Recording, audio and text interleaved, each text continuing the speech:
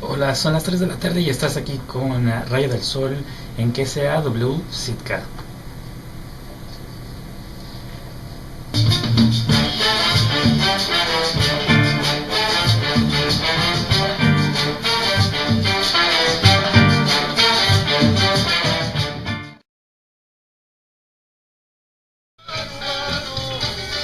It's really nice. It seems on your show that you really span the spectrum of all kinds of different kinds of Latin music, not necessarily just like rock en español or. Well, yeah, just because it's in Spanish, you know, there's every sort of genre that you could think of, from, I mean, just classical, instrumental, you know, that sort of arrangements to more of the salsa or rumba, cumbia.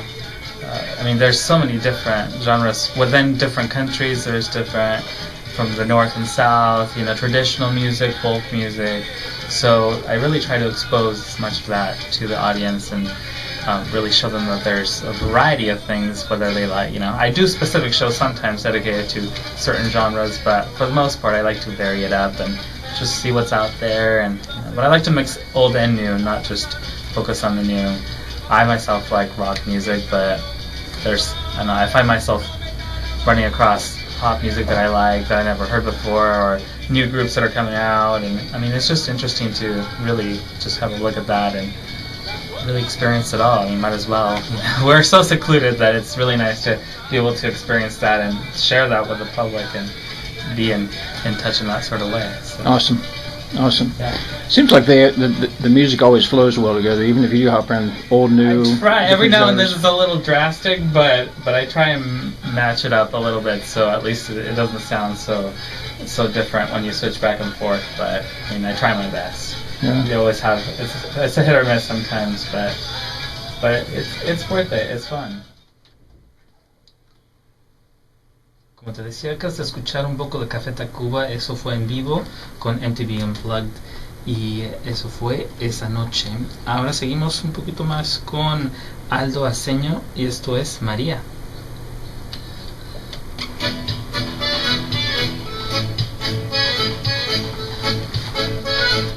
Do you script your music? I mean, do you have a playlist that you work from, or do you come in and you have a bunch of stuff and you can just kind of?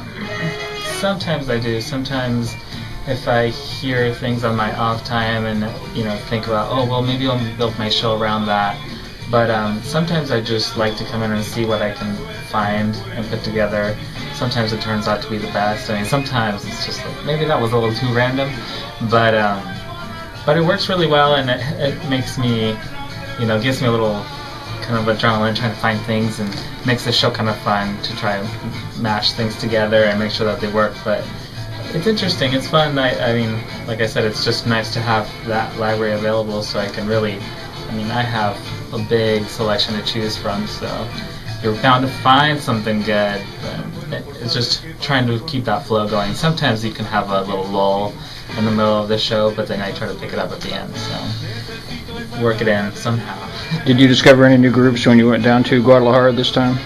No, this time I went to a more traditional area, so I did the more traditional thing where, you know, we went and listened to live mariachi music and, you know, had them play a bunch of songs for us and kind of experience it that way, and it was a lot of fun because normally I don't get to do that, so it was really a nice treat to just be able to sit there and enjoy that atmosphere. It's just really overwhelming, you know, you're sitting in buildings that are colonial style, that have been there for hundreds of years, and it's really a neat experience because those people have done that for years. They've been playing there in bands, you know, in those little restaurants and stuff, so it's really interesting to go and see, and it's just out in the open air, and it's just a really neat experience.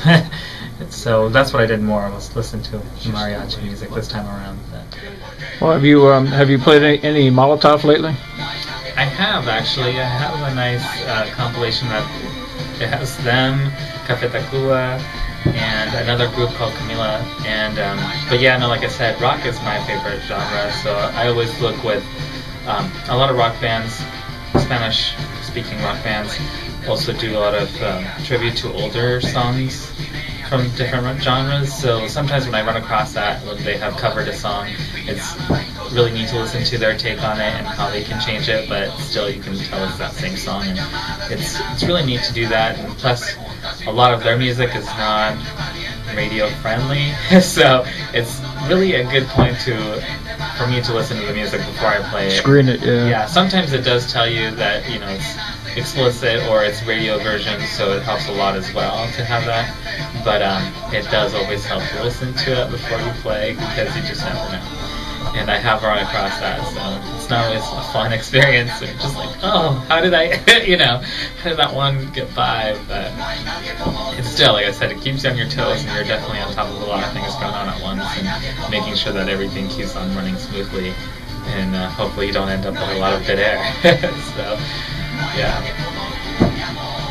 So, a newer group maybe covering it like an old song by Caifanes or something like that. Or Mana just did one recently, and it really just it's amazing how it can just bring that song back into the mainstream, and a whole new generation appreciates it just because this new group has recovered it, and it's pretty amazing. It's just it just goes to show how much music can transcend throughout generations. It just depends on the artist who covers it, but yeah.